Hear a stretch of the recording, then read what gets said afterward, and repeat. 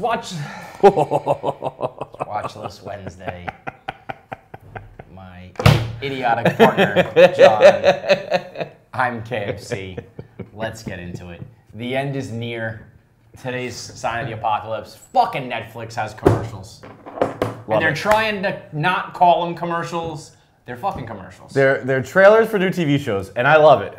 I love it, Kevin. You want to know why? Why? First of all, I love trailers. I'm a trailer guy myself. Big fan of trailers. New one just came out called Hold the Dark. Director of the Green Room. Yeah, oh yeah. Looks dope as hell. Yeah. I wish that came on in between an episode for me. Okay. Second of all, I miss commercials. I need a break. I do like a phone break. I do like a bathroom break. Right. I'm actually down with commercials. But here's the thing. No, I think I'm in. Yeah. I was gonna say like I'm down with commercials, but when you want to binge and you pay for something and you don't want commercials and they add them, it's like fuck that. However, all it does is just provide me a little time. Right? Because like I put on subtitles, so I don't look at my phone so much while I'm watching TV. Yep. So I read the subtitles instead of reading my phone. Team subtitle for life. And I've been in subtitles for a while, but now I've just realized that that's what it does. And like I get mad when I haven't figured out how to put it on my actual TV yet. So like, I only watch subtitles on Netflix and Hulu. What a fucking idiot. I mean, I literally haven't tried, but I also just haven't figured it out. Like, it hasn't just happened, which is kind of how I hope everything works in my life. I forgot where I was going with that. We're gonna have to cut that real quick. So you have the subtitles on, you're not reading your phone. That's it. Right. Yeah. And so I'm not reading my phone. So when I have a little break, that's when it's nice to play with your phone. I miss commercials. I got Hulu now, right? I got Hulu. I like the commercial break there. The 90-second ones? No. I like the little commercial break. Okay. I'm cheap. I only got the $7.99 Hulu instead of commercial free. Yeah. So I get like the little 2 commercials, little 60 seconds. That's perfect. Yeah. I actually don't like at the end though, in between episodes, kind of like where Netflix is having their thing. I wish they played trailers because it's just 90 seconds of nothing. Nothing. They just play music. Right. It's just a thing ticking around. Yeah. Show me a fucking trailer. Show me something. Show me a trailer for a new upcoming show. Pro commercial here at the watch list. We got the MTV Awards this week. The MTV Awards is, I don't know, like 90% of the people. Yeah. I'm too old for that shit. Well, but I didn't see the MTV Movie Awards last night. I was getting ready for the after party. And while we were there, I didn't recognize anybody. You could tell everybody was somebody, but I didn't recognize anybody. I mean, listen. Everybody is like 16 years old now. We're washed up. We don't know that. We don't know like the new up and comer. Like you just told me, with like little sneaker head. Lil Xan, who I swear to God is that dude from Shameless. Yes, Carl. He's just Carl from Shameless. It's 100% Carl. Yeah. This is like a big ad for Shameless. Is what Lil Xan is. How do you get away with the name Lil Xan? And you know what? He wrote a song about. He doesn't like Xanax, right? Yeah, and it's like, dude, we'll change your name. Yeah, like that's kind of disingenuous. Yeah. My name's Racist John. I'm not a racist. I feel like you probably are, bro. That's everybody at the MTV Awards. But the people making headlines are all old people. You had J-Lo shaking that ass, winning a Lifetime Award, with A-Rod in the crowd, just filming. Proud man. Listen, she's on television. There's live fucking real cameras all over.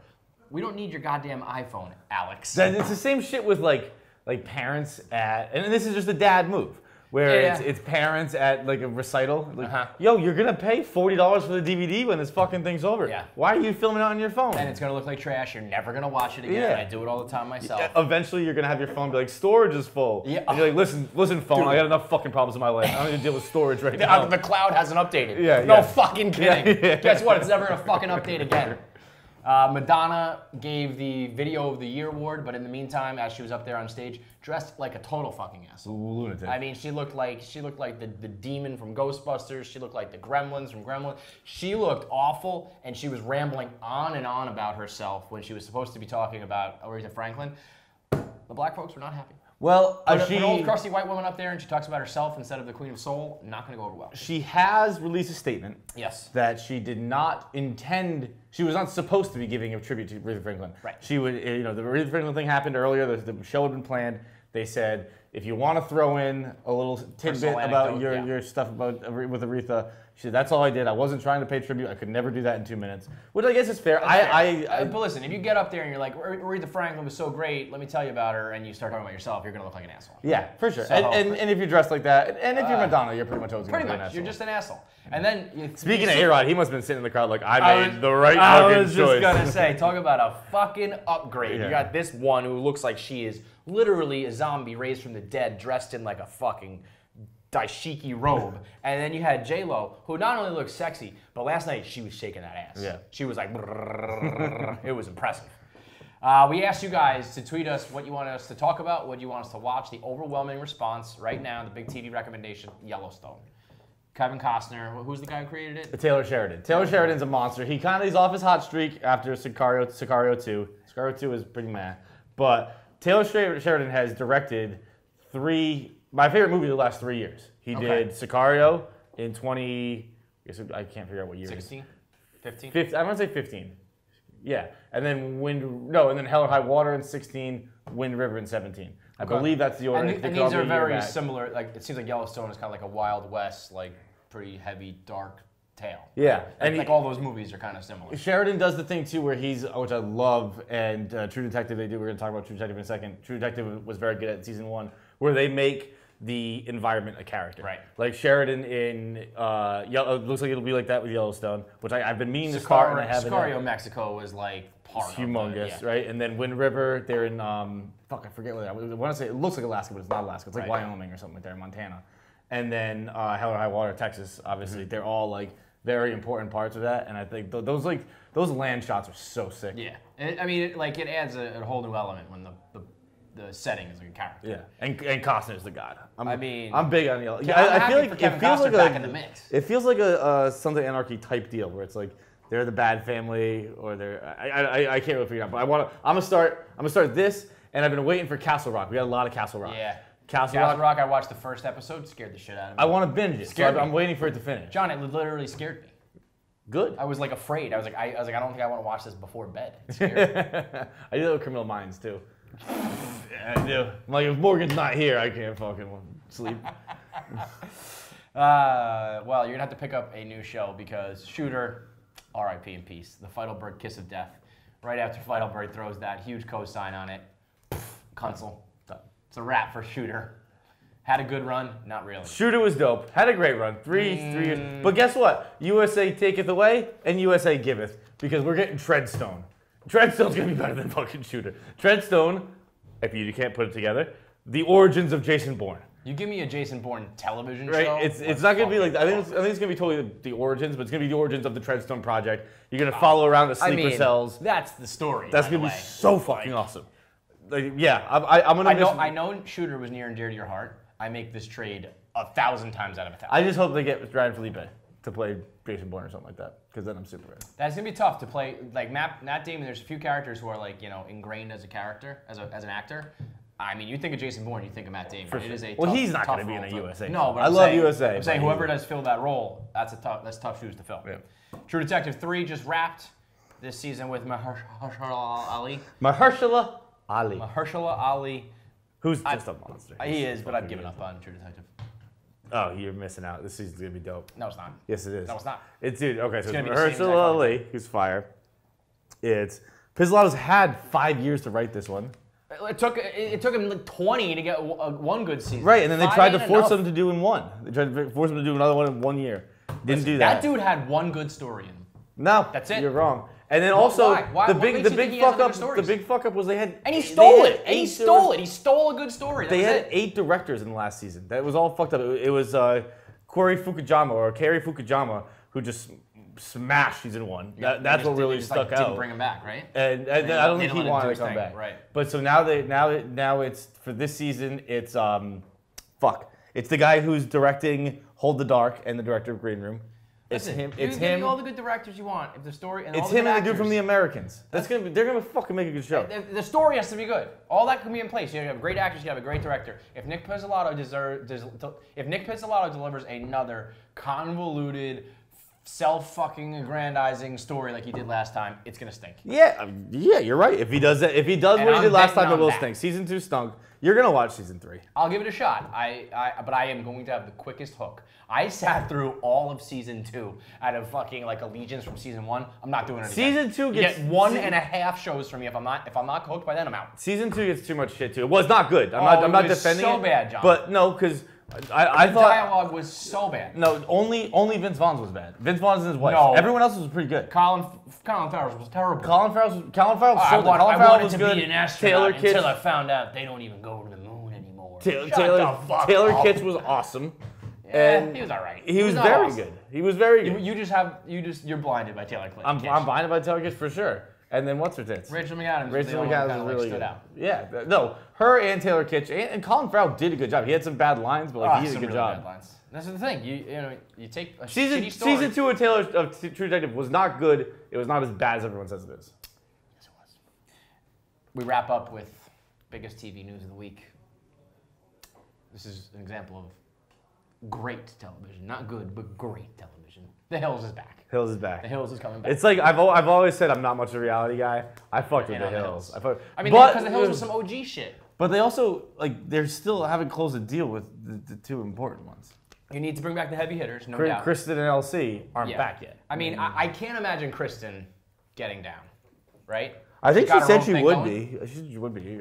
She probably wouldn't be a major character. Okay. She'll probably be in a few episodes. Because my thing is, if you can't get Kristen, I don't think LC's going to do it. Because it's like, well, if Kristen's too busy, I can't be the one who signs up. Yeah. So if you don't get one, you don't get either. I don't think. My fear with it, though, is that I guess with the people they have on, it doesn't really matter because they haven't really done... Like, Whitney, I don't think Whitney's even coming back. And then they have... The people who have signed on, my fear was that it was going to be... people who have established careers and they're not going to be fucking crazy. Right. You need to get some people who have nothing to fucking live for. But that's what they have. They got Brody. I mean, not Brody. Brody's Justin Bobby? Justin Bobby is what I mean. That guy. Justin nothing Bobby to do is but back. get drunk and fuck people and make Spencer and Heidi are back. Those people are absolute lunatics. I'll fuck with That's it. Give me those three and I'm good. Yeah. Justin Bobby, Ricky. Oh, and Audrina. And Audrina, who was like my first love of all time. I was so obsessed with Audrina Patridge. Patridge, I don't know. She had the fakest tits and she was so hot. So hot. She got like a tattoo sleeve now. I'm just even sexier. Let's go, buddy. Yeah. Bring me back the Hills. That's it for Watchlist Wednesday. We'll get on Yellowstone. Let us know what else you want to watch. We'll see you guys next week. We got the one and only Johnny Bananas. You guys adopt? So is the adoption official? I think so. Yeah. As the Podfather challenge guy, I think you are now adopting Johnny Bananas. I think if Captain Cons is coming into the office and saying, I got to go see my guy, you're in the family. Well, it was mostly to come in and be like, yo, can you stop talking about me losing to Corey in arm wrestling? Yeah, Cons is never going to get over that one, man. I wouldn't either. Captain Hardo, that's what we call him. Captain Hardo. There's a reason why. L on it. That hurts him. Yeah, in Barstool, when you catch an L, everybody knows it forever, which I feel like is very much your world. I mean, you've been living on camera basically your entire adult life. So any rare time you did catch an L, I don't know, has he ever fucking been buddy, how about the fucking backpack? Yeah, the CT backpack. True. That shit happened 10 years ago. 10 years ago. I was not going to bring it up. No. I was going to be like... I knew someone was. I'm not saying... All right? I was going to catch an L... That was... Elephant in the room, all right? I knew someone was going to bring it up. But you know what? I will say this. That is one of those... There's those moments in your life when you're like... This is either going to make me or break me. And it was like, after that was when I went on my, big run, dude. And it was almost like one of these things where it's like, I can't ever let that happen to me again. Never. That's like, I'm going to start doing steroids. I'm going to start lifting. Whatever it takes. I literally, immediately after that, started eating babies. Like, I was like, yeah.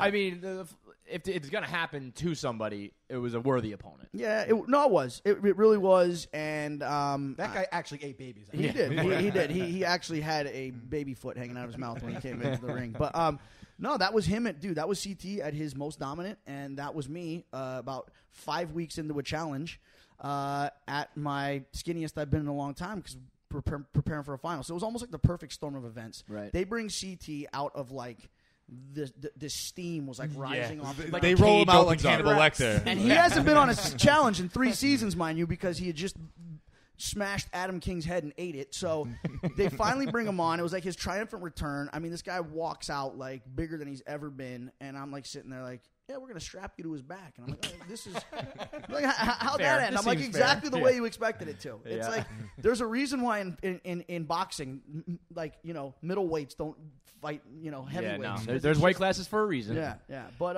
so that was my that's the L that I will never live down. So, But like you said, you went on your big run after that, and now I feel like you're one of like the forefathers of this kind of shit, like the reality TV competition where it's the mix of like physical challenges with the brainy shit. Yeah. I mean, how many years you been doing it now? 13, Yeah, I mean that's 17 seasons. yeah, that's a long fucking time, I know, dude. I spilled a lot of blood in this mud, dude, and it's you know what, and I always knew, like, on the challenges, I didn't know what the next step was going to be, but I knew as long as I just kept on putting one foot in front of the other and kept on grinding. There's a lot of cats, and I was like, I need to take a season off. I need to take 2 seasons off. That thought never crossed my mind. I was like, dude, I'm going to do every single season they asked me to do until I can't anymore. I ran into you in Acapulco, I think it was, one of the spring break spots, and the shit I've done since then, like got married, had kids, yada yada yada, and you're just like still grinding it out, still doing it. You know, man. not even grinding. Yeah. I was just like looking up like your winnings. You're fucking rich, dude. You're not grinding. Don't get the thing of grinding. Well, yeah, but listen, out of everyone who's got reality TV money, I would say Bananas and all the MTV people earn it more than the average. Oh, I mean, 100%. Clem, you've been watching this. I mean, 100%. you gotta fucking put your heart, mind, It's a grind. soul into this Listen, shit. you think I made a lot of money. Guess what? Every dime of that will eventually go to a therapist to help undo the damage the challenge has done. And what's funny is, like, the way you're saying it, and I really do feel like this isn't just for me. I feel like I'm living out a dream for guys, that I went to college with, friends, just the guy that's like, listen, man, you keep doing what you're doing. Marriage, a job, that's always going to be here. You've somehow found a loophole in life to essentially get paid to continue to act like an asshole and to party, and you've somehow not only made like a living off of it, but you've actually like made a name for yourself too. And that's the big differentiator. Yeah. Like, you found this glitch in the Matrix. Yeah. Clem, you've been watching every single challenge, and there are other dudes who come through, other guys and girls, who are, like, charismatic, or they're stars, or they're, like, big and athletic in their own right. None of them do what Bananas have done. Bananas, it's the guy has made a fucking fruit into his name, and he's Bananas. There's Johnny, he's Bananas, he's whatever you want to call him. See, it's always been CT and Bananas. I said, how did I compare? I think CT is like the Peyton Manning, where it's like he's fucking, we loved him, he's just been a stud. But Bananas, that dude just came up, wins the rings, and the Brady of the challenge. Yeah, the Tom Brady of the challenge. What do you think you did? That is quite the crown to wear. Good for you. What do you think you did differently? Like, you just that much smarter, or that much? Did you get on the phone with like some business manager and was like, how do I turn this into a real career, a real life, or you just keep fucking going MTV? Everything I've done in life, every big step, none of it's been planned. Right? That's how we do it. That's the way, baby. But I shit you not. Like, it's just like, I moved to New York when I was 18. Yeah, I'll go to Penn State. I go to Penn State. Yeah, I'll send an audition tape for the real world. My parents are like, what? We just sent you to college for 4 years. You're going to reality TV, and I do the real world. And it's like, I want to do the challenge. I go on the challenge. It's like, and then I just kept doing seasons. And I think what my success has come from has been, like I said, never taking a season off. Okay, a lot of guys have and taken these. And it's like every season you take off, that's a gap of like 6 months where you're not out there. And people are quick. Like, they don't need, they forget. You know what I mean? It's people like, forget now they need quick. Bananas on the challenge. Yeah. But if you skipped in the middle, it'd be like, all right, Exactly. there's another fucking moron doing the same shit. And like you said, am I the smartest that I do the business manager thing? No, I'm not the smartest person on the challenge, and I'm not the strongest person on the challenge. What I do better than anyone else is I adapt. And I think that's what has made me such a strong competitor, not just on the challenge, but also, like, obviously what I'm doing with this show First Look now is I don't give a shit what circumstance you put me in. I don't care what the challenge is, the environment, the people I'm with. I can figure out a way to live and to work and to thrive. Go ahead. No, I was just gonna say, from like an even a fan angle, it's like I said to Kevin beforehand, like seeing you on like NBC, like MTV, that's like your house where you live. Yeah. But now you've gone up to NBC, and it's almost like seeing these guys on the Rundown on Comedy Central, seeing Barstool Van Talk on ESPN2, RIP and Peace, and it's like shit. Like, I know those guys back when he was just some fucking dude, on the Real World, and it's like, oh shit, you really made it. You almost and feel, I feel invested in you. Yeah. Well, I appreciate that, man. Do I you? love you, man. Clem is I love you, invested, buddy. bro, for sure. I'm invested in these fucking assholes. Thanks, too. man. Well, I feel the same way about you guys. It's like, and guys from the challenge. I mean, you guys. It's like, I feel like this is the environment and the world we live in these days is so much different than the way it's ever been. And you guys are so like cutting edge, and you guys really are on like the next step. And you guys have kind of. It's almost like how now people are cutting the cable and they're not watching traditional cable anymore. You guys are like the Netflix or like the Roku box or like the whatever. It's like Talk we're about giving high you a accolades, new man. I way. hope so. We're giving you a new way to get your content. And this old way that you used to do it, it's just not. It's just like ain't it. Who the fuck has DirecTV anymore? Now it's like, oh, we can find a million other ways to do it. It's like you guys are bringing people the most amazing content in such a different way, and it's so outside the box. You're coming from a world of like, you know, amateur sports competition. Like, that's, Yeah. I mean, Rough and Rowdy is, Yeah. that's what it's about. Well, it's and that's the thing is, it's like it's I mean, I could be like a ring guy. Like I don't know, we could do like anything. Yo, but why don't you fight in it? Why don't you have, well, is you versus You knew CT. that was coming. You versus CT. Revenge match. Come Fuck on. no, No backpacks involved. Just Yeah. fucking boxing, dude. He has to wear the big inflatable gloves, and I get to like wrap my hands in Like concrete. glass. Shut up, Dave. Did you just save it? Trial by Save it? combat, right? That's what counts. Yeah, right? There you go. I mean, You versus CT, and we'll give you a cut of the pay-per-view. You'll make bank, bro. buddy, I don't need brain damage, man. Come on. I don't need. Listen, I don't need. I've already damaged this brain enough just partying the way that I have. I think South Africa took about 9 years off. Have my you slowed life. down? You had to slow down a little bit, right? In what way? Partying, chicks. Come on, man. Tell the truth. I see You you have the eye to. mask How old on. are you? When How all old the are you? 20-year-olds are arguing. You've your Okay, eye on the mask on. challenge. Yeah. Listen. I don't party on the challenge, man. I got my eye on That's the prize, work. Yeah. or on Do you fuck chicks on the challenge? Or you stay I like- haven't, dude. I haven't in forever. It's not a good look for me, dude. You know what I mean? Like I'm not 22 anymore. Right. How old are you now? 36. Yeah. So Big it's difference. like that's why I got to go on, and I really do want to like. And it's like I also have to remind myself that it's like I'm not. I need to think of the bigger picture too now. And NBC's a different animal, dude. You know what I Right. mean? And I really. Oh, do you have heard to it here first. mind my Johnny's P's and going Q's. soft on the challenge. He's worried about his Oh, corporate job. No bad language. No drinking. No fighting. No, that's no. I'm on late night. Yeah, I'm that's on right. after That's SNL. true. That's true. Listen, I'm on You can late let it night rip. on SNL. You know, but I really do have to like. You know, I have to. You know, just Don't jeopardize anything for the fucking No, challenge. no, Man. Like you said, no. you conquered that one.